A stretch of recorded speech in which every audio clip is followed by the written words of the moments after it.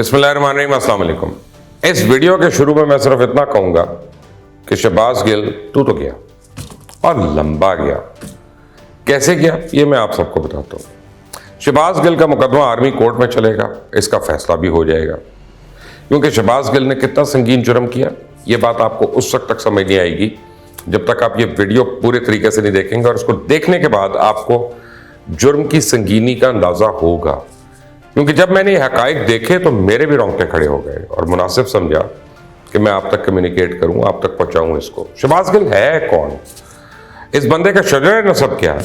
क्या शजरे की तो बात ना ही करें, अच्छा नहीं लगता यहाँ पे, तो बेहतर है, क्योंकि वो तो एक मुतनाज़ मामला है। बचपन से महरूमिया का शिकार ये बंदा फैसलाबाद से उठता है, अमेरिका पहुंच जाता है।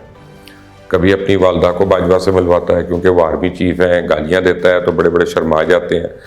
कभी किसी को रंडी कहता है, कभी किसी रमेश कुमार को जो अल्फाज कहता है टेलीविजन पे कामरान शाहिद के प्रोग्राम में, मैं नहीं रिपीट करना चाहता। मरियम नवाज को सफदर्दी रन कहता है, एतराज करो तो कहता है डिक्शनरी देख लो। पाकिस्तान के कल्चर को ये शख्स ज़िबा करने पे तुला हुआ है। लेकिन सितम ज़रीफ़ी देखें कि वो इमरान खान जो इस कौम को अमरीकी गुलामी से निजात दिलाने का वादा करता है, दावा करता है, उसी शख्स को अपना चीफ ऑफ स्टाफ बना देता है। और पाकिस्तान में किसी जमात में कोई चीफ ऑफ स्टाफ नहीं है। हाँ, अमेरिकन प्रेसिडेंट का जरूर चीफ ऑफ स्टाफ होता है। तब मैं यही कह सकता हूँ ना कि गल्ला अमेरिका तो आज़ादियाँ थी तो नकला सदर अमेरिका दिया, वाह। लेकिन वो इमरान खान जो दोहरी शरीयत रखने वालों को मुल्क के लिए नुकसानदेह समझता है, एक दोहरी शरीयत रखने वाले को अपने सबसे करीब रखता है। शहबाज गिल कैसे फख्र से अपने आप को अमेरिकन शहरी कहता है, आपको सुनवा देता हूँ, सुनने जरा। Hi, is this Shahbaz? Yes, Hi, my name is Rick Gosney. I'm with CBI Bank and Trust. yes. I'm working with Amir Hanif for mutual investments for the purchase of the property in Dubuque. Tim, you are a professor at the University of Illinois in Champaign-Urbana. Is that correct? I'm wondering if it might be possible for you to send the full package similar to that for your 2021 tax returns. Would that be possible? I've already sent that. But are you a citizen of the United States? I have a green card. I'm a permanent resident. Permanent resident. Okay. सिर्फ इतना ही नहीं बल्कि ये बंदा गलत नामों से operate कर रहा है जो मजीद शक व शुबात को जन्म दे रहे हैं। इसका पासपोर्ट देखें जहां पर मोहम्मद एस शब्बीर लिखा हुआ है। ये वही बंदा है ना जिसे 2 नंबरी पे बुजदार सरकार ने पंजाब से निकाला था। वो जिसको बुजदार कहे कि 2 नंबर है, आप सोचे कितने 22 नंबर ही होगा वो। और ये चीज रिकॉर्ड पर है। लेकिन इस हीरे को सिर्फ जौहरी पहचानता है, इमरान खान पहचानता है, क्योंकि इमरान खान को सबसे अच्छा वही लगता है जो सबसे ज्यादा बदतहजीब हो, सबसे ज़्यादा बदतमीज़ हो और बकौल शहबाज गिल के। इमरान खान इसे इसलिए पसंद करता है क्योंकि वो डिफ़िकल्ट टू हैंडल है। और ये वो बंदा है जिसे यूनिवर्सिटी 2009 में हरासमेंट केस से निकालती है। हरासमेंट के केस में यूनिवर्सिटी से निकाला जाता है और यूनिवर्सिटी की बरतरफी का नोटिफिकेशन मैं आपको दिखा रहा हूँ आपके सामने। अब आते हैं कि क्या शहबाज गिल जैसे तारीख में वो काम किया जो इससे पहले कभी किसी ने नहीं किया, इसको सज़ा भी वही मिलेगी जो शायद पहले किसी और को नहीं मिली, क्योंकि इससे पहले किसी ने पाक फौज में पॉलिटिकल डिवाइड पैदा करने की जरूरत नहीं की है। आजकल पाकिस्तान की सियासत का यह असूल बन गया है कि जुर्म करो फौरन मजलूम बन जाओ, चोरी करती शोर मचाना शुरू कर दो, बेईमानी करो और ईमानदारी का दर्स देना शुरू कर दो, दूसरों की तस्लील करो और अपने आप को मुअज़्ज़ज़ बताना शुरू हो जाओ, मुल्क और कौम और इदारों के खिलाफ कुछ भी बक दो और उसी को मुल्की मफाद करार दे दो। काले को सफ़ेद, सफ़ेद को काला साबित करने के लिए एड़ी चोटी का जोर लगाओ और बाद में मैं ना मानू की रट जारी रखो। अवाम को इतना कंफ्यूज कर दो कि इनके सोचने समझने की सलाहियत खत्म हो जाए और उन्हें खोखले और जाली ख्वाबों में ऐसा गर्क करो कि वो एक ट्रक की बत्ती के पीछे लग जाए और चलती ही जाए। इसकी ताज़ा मिसाल शहबाज गिल का हालिया बयान है। इन्हें पूरे मुल्क में एक भौचाल पैदा कर दिया। कोई शदीद गुस्से में है, कोई उसको गलत फहमी करार दे रहा है, कोई कहता है अल्फाज मुनासिब इस्तेमाल होने चाहिए, तो कोई कहता है भाई इसको माफ़ कर दो। लेकिन शायद ही इनमें से किसी को मुकम्मल हक़ाइक़ और मामले की संगीनी का अंदाज़ा हो, इसने वो बयान सुना हो पूरी तरह, जबकि तहरीक इंसाफ हस्ब तवक्को गेम खेलने में मसरूफ़ है। वो फवाद चौधरी बयान देता है कि जी पार्टी पॉलिसी में तो सिर्फ पार्टी पॉलिसी तो मैं और फ़ारूक हबीब देते हैं, और जब ये खबर मीडिया पे आती है, तनकीद होती है, तो उसको फेक न्यूज़ करार दे देते हैं। شہباز گل کہتے ہیں کہ میں نے جو بیان دیا میرا نہیں خیال کہ پارٹی پالیسی سے مختلف ہے. اب اصل حقیقت ہے کیا؟ کیوں فوج میں اتنا سخت غصہ ہے؟ کیوں فوج کے اعلیٰ حکام جو ہیں اس بات پہ ان میں اتفاق رائے بڑھتا جا رہا ہے کہ شہباز گل کا مقدمہ جو ہے اس کو فوجی عدالت میں چلایا جانا چاہیے؟ فوج کے رینک اینڈ فائل میں شدید غم و غصہ کیوں ہے؟ اور کیوں یہ جذبات بڑھتے جا رہے ہیں کہ شہباز گل پر آرمی طرز کا کورٹ مارشل ہو یا آرمی کورٹس میں اس کا مقدمہ چلایا جائے؟ تو سوال یہ پیدا ہوتا ہے کہ کیا شہباز گل پر آرمی کورٹ میں مقدمہ چلانے کے لیے کوئی مواد موجود ہے؟ پاکستان آرمی ایکٹ 31 ڈیلٹا یا 31 ڈی کے مطابق مسلح افواج کے رینک اینڈ فائل میں بغاوت اور بغاوت کو بھڑکانے پر، ان سے قیادت کی نافرمانی پر بڑی سخت سزا ہے، اور اگر میں غلط نہیں تو شاید سزائے موت ہے، اور اس کی کوئی اپیل بھی نہیں ہے.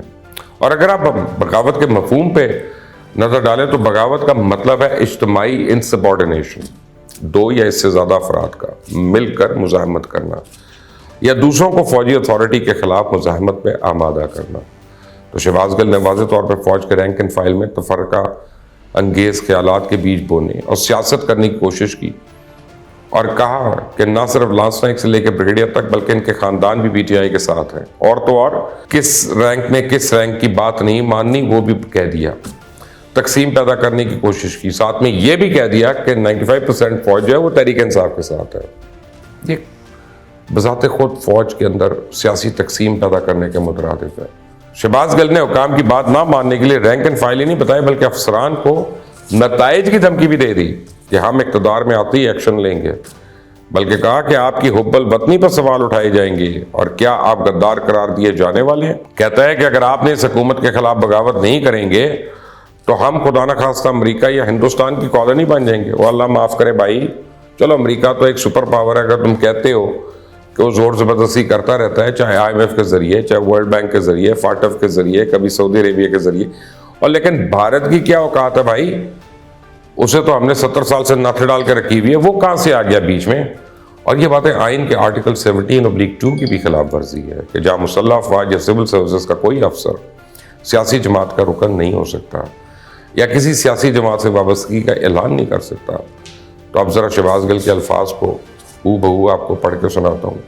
تھوڑا سناؤں گا، پورا تو میرے میں ہمت نہیں ہے، تاکہ مبالغہ آرائی کے امکانات کم ہو جائیں. کیا وقت فرماتے ہیں؟ کہتا ہے کہ ایک تو وجہ یہ ہے کہ فوج کے اندر جو ہمارا لانس نائک ہے، جو ہمارا حولدار ہے، جو ہمارا سپاہی ہے، جو ہمارا کپتان ہے، میجر ہے، کرنل ہے، بریگیڈیئر ہے، کیونکہ ان رینکس کے اوپر بڑی محبت ہے. پاکستان تحریک انصاف کے ایجنڈا کے لیے ان رینکس کی جو فیملیز ہیں وہ پاکستان تحریک انصاف نہیں، اصل میں پاکستان کے لیے محبت رکھتی ہیں. ان کو جو ایجنڈا پاکستان کے لیے چاہیے وہ پاکستان تحریک انصاف دیتی ہے. اور یہی نہیں، شہباز گل نے فوج کی اعلیٰ قیادت پہ اپنے ہی شہیدوں کا سودا کرنے کا بھی الزام لگا ڈالا اور کہہ دیا کہ آپ کا بھی یہ اپنا ملک ہے. آپ کیا کر رہے ہیں؟ آپ اپنے ادارے کے شہیدوں کے خلاف اپنے ہی ملک کے شہیدوں کو فیڈ کر رہے ہیں. اور ساتھ میں اس نے بیوروکریسی کو بھی نہ صرف بغاوت کے لپسایا بلکہ انہیں تحریک انصاف کا ساتھ نہ دینے کی صورت میں سنگین ترین نتائج کی دھمکیاں دے ڈالیں.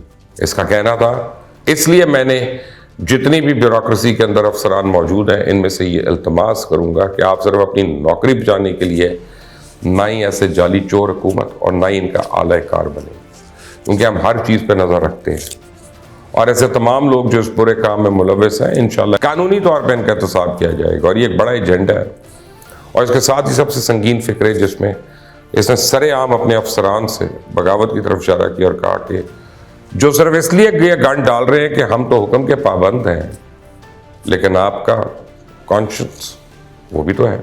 آپ نے امر بالمعروف بھی پڑھا ہوگا، آپ نے محمد صلی اللہ علیہ وسلم کے امتی بھی ہیں، آپ قائد اعظم محمد علی جناح کے بنائے ہوئے پاکستان کے شہری ہیں، تو آپ کو حکم ملا ہے. تو آپ نہ پاگل ہیں، نہ اندھے ہیں، نہ جانور ہیں، انسان ہیں. آپ یہ جو حکم دے رہے ہیں، آپ اسے کبھی بھی دنیا کی کوئی فوج تکڑی نہیں ہوتی جب تک اس کے پیچھے اس کی عوام کی اکثریت نہ کھڑی ہو. آپ جو حکم دے رہے ہیں وہ اکثریت کی خواہشات کے خلاف حکم دے رہے ہیں. اگر آپ یہ کریں گے تو فوج اور عوام کے درمیان جو محبتوں کا گہرا رشتہ ہے آپ اس میں تکلیف کا باعث بنیں گے. سو آپ کو اندھی تقلید کرنی چاہیے. یا وہ نہ صرف فوج کے اندر بلکہ عوام میں بھی کھلی پھوٹ ڈالنے کی بات کر رہا ہے. اور یہ وہ الفاظ ہیں، یہ چند ان میں سے الفاظ ہیں جس میں اس نے نہ صرف فوج کا لفظ استعمال کیا بلکہ کمانڈ اینڈ کنٹرول کے پورے سسٹم کو تباہ کرنے کے لیے اکسایا. شہباز گل نے فوج کی ریجمنٹیشن کو چیلنج کیا، ہر افسر ہر جوان کو کہا کہ بھاڑ میں گیا ڈسپلن، جو تمہارے دل میں ہے وہ کرو۔ اگر تمہارا افسر کہے کہ مشرق کی طرف جانا ہے تو تم نے افسر کو جواب دینا ہے میرا ضمیر مجھے مغرب کی طرف جانے کو کہہ رہا ہے۔ نہ کوئی کسی کی سنے، نہ کوئی کسی کی مانے، ہر طرف افراتفری کا عالم ہو اور ادارے کی جڑیں کھوکھلی ہو جائیں اور ساتھ میں ملک بھی جائے، کیونکہ دشمن تو فوج کے کمزور ہونے کی طاق میں بیٹھا ہوا ہے۔ یہی نہیں بلکہ اس نے یہ بھی کہہ دیا کہ اگر تم نے ایسا نہ کیا تو تمہاری حب الوطنی قابل شک ہے، تم غدار کہلاؤ گے، تم اپنے ملک کا دفاع کا سودا کرو گے، یعنی ہر صورت بغاوت کرو ورنہ غداری کے فتوے تیار ہیں۔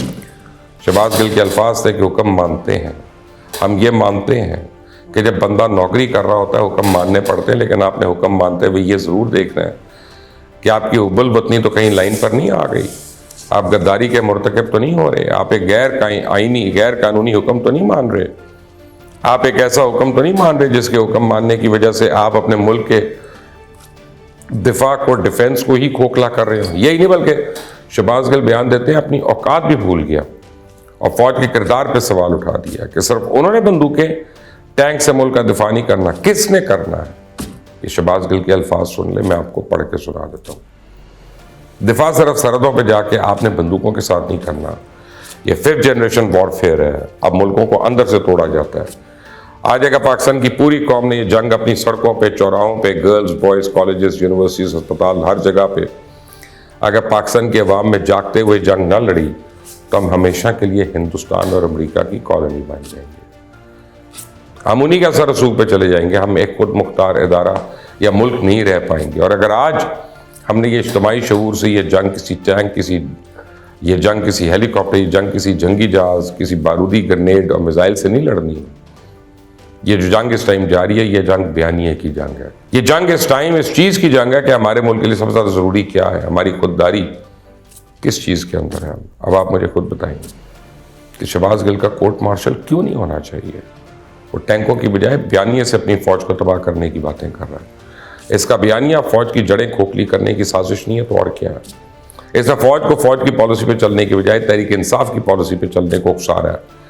یہ فوج کو 2 حصوں میں تقسیم کر کے ان میں سیاسی تقسیم پیدا کرنے کی کوشش کر رہا ہے۔ اس نے رینک اینڈ فائل سے لے کے سب کو بغاوت کرنے کی بات کی، کیونکہ 95% سے زیادہ فوج پی ٹی آئی کے ساتھ اس بات کی نفی کرتی ہے کہ پاکستانی فوج قومی فوج ہے، اور آرٹیکل 17(2) کسی بھی سیاسی وابستگی سے منع کرتا ہے۔ اب آپ مجھے بتائیں، جو بندہ سر عام اتنی سنگین باتیں کر رہا ہو اگر اس کو عبرت کا نشان نہ بنایا تو پھر فوج کے ڈسپلن کو تباہ ہونے سے کون بچائے گا؟ اس سے پہلے باغی کہلوانے والے جاوید ہاشمی کو 6 سال جیل میں رہنا پڑا، مشاہد اللہ کو بیان دینے پہ وزارت سے ہاتھ دھونا پڑا، پرویز رشید اس کا نشانہ بنے تو شہباز گل میں کیا ہے جو آج تک کوئی نہیں کر سکا؟ اس کے لیے سزا بھی جرم کے مطابق ہی ہونی چاہیے تاکہ ہمارے اپنوں کے بھیس میں چھپے دشمن اور بھیڑیے جو ہیں ان کو مزید چنگاریوں کی آگ دینے کی جرت ہی نہ ہو۔ پاکستان پائندہ باد۔ Until the next time, Allah Hafiz.